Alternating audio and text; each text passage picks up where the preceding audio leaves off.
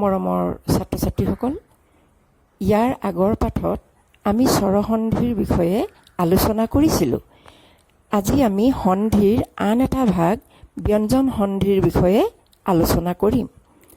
এতিয়া প্ৰথমতে আমি জানি লওঁ যে ব্যঞ্জন সন্ধি কাক বোলে। ব্যঞ্জন বৰ্ণৰ লগত ব্যঞ্জন বৰ্ণ অথবা ব্যঞ্জন বৰ্ণৰ লগত স্বৰবৰ্ণৰ মিলনকে ব্যঞ্জন সন্ধি বোলে। আমি দুটা উদাহৰণ লৈছোঁ। এক নম্বৰটো হৈছে সম যোগ কৰ শংকৰ। সম শব্দটো যদি আমি বৰ্ণ বিশ্লেষণ কৰোঁ তেনেহ'লে আমি পাম খ যোগ অ যোগ ম। মটোৰ তলত মই হলন্ত চিন দিছোঁ। ইয়াৰ অৰ্থ হৈছে এই মটোত স্বৰবৰ্ণ অটো নাই, ই স্বৰৰহিত ম। ইয়াৰ পিছৰ শব্দ ক, এই শব্দটো যদি বৰ্ণ বিশ্লেষণ কৰোঁ ক যোগ অ যোগ ৰ।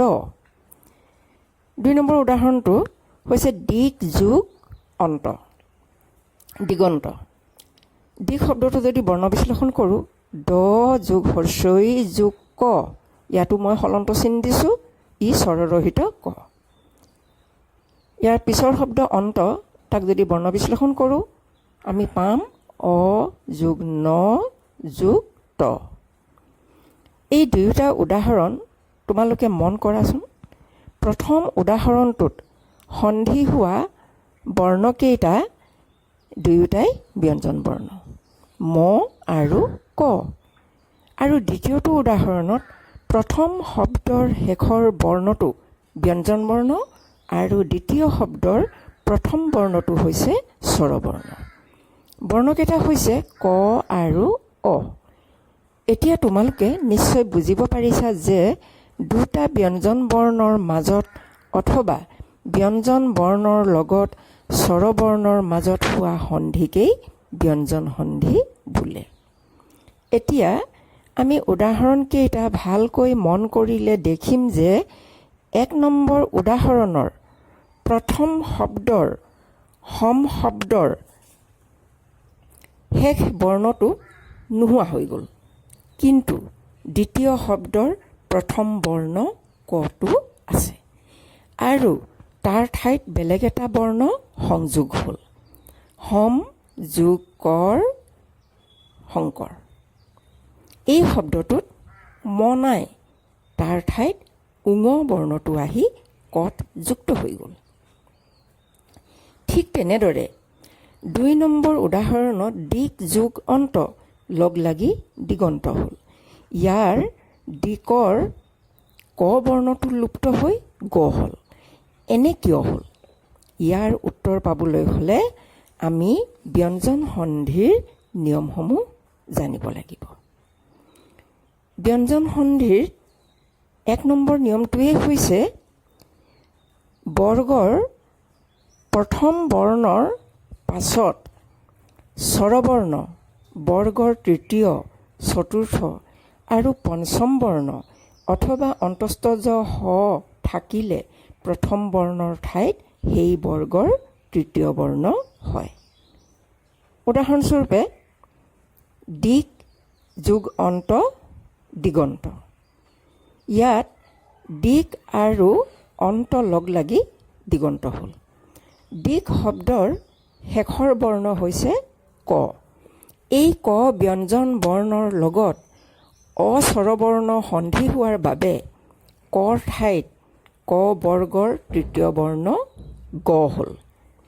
সেয়েহে দিক যোগ অন্ত দিগন্ত।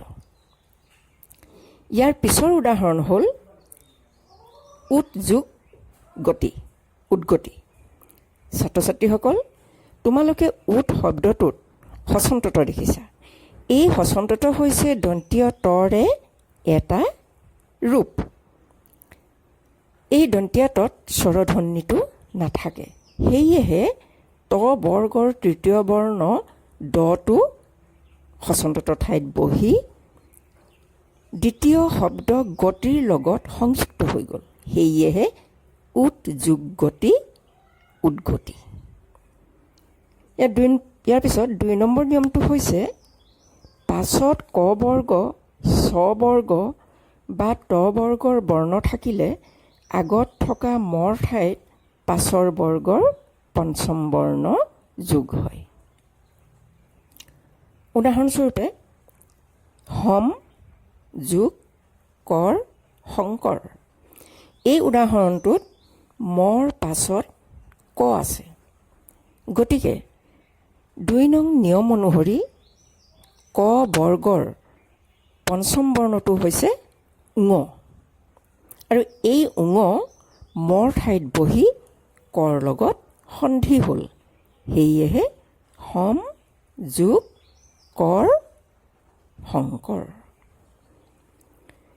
৩ নম্বৰ নিয়ম, মৰ পাছত অন্তস্থ বা উষ্ম বৰ্ণ থাকিলে মৰ ঠাইত অনুস্বাৰ হয়। ছাত্ৰ ছাত্ৰীসকল, এতিয়া আমি জানি ল'ব লাগিব যে অন্তস্থ বা উষ্ম বৰ্ণ কাক কয়। অন্তস্থ বৰ্ণ 4টা বৰ্ণ কোৱা হয়।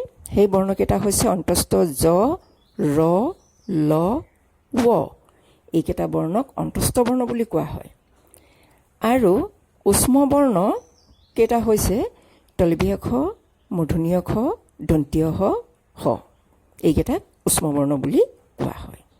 যদি মৰ পিছত এই এনে অন্তস্থ বা উষ্ম বৰ্ণ থাকে, তেতিয়াহ'লে মৰ ঠাইত কি হৈ যায়? অনুস্বাৰ হৈ যায়। যেনে সম যোগ যম সংযম, সম যোগ হয় সংশয়। 4 নম্বৰ নিয়মটো হৈছে মূৰ্ধন্য খৰ পিছত দন্তীয় ত বা দন্তীয় ঠ থাকিলে দন্তীয় তৰ ঠাইত মূৰ্ধন্য ত আৰু দন্তীয় থৰ ঠাইত মূৰ্ধন্য থ হয়। যেনে পুষ যোগ ত পুষ্ট। 5 নম্বৰ নিয়ম, হচন্তত বা দন্তীয়া দৰ পাছত প্ৰথম ছ বা দ্বিতীয় ছ থাকিলে হচন্তত বা দন্তীয়া দৰ ঠাইত প্ৰথম ছ হয়। যেনে উৎ যোগ চাৰণ উচ্চাৰণ, উৎ যোগ ছেদ উচ্ছেদ। ছাত্ৰ ছাত্ৰীসকল, ব্যঞ্জন সন্ধিৰ ভালেকেইটা নিয়মৰ ভিতৰত সচৰাচৰ ব্যৱহাৰ হৈ থকা এই 5টা নিয়ম তোমালোকলৈ বুলি আগবঢ়ালোঁ। পিছলৈ ইয়াৰ ওপৰত শ্ৰেণীকক্ষত বহলাই আলোচনা কৰিম। আজিলৈ ইমানতে সামৰিছোঁ।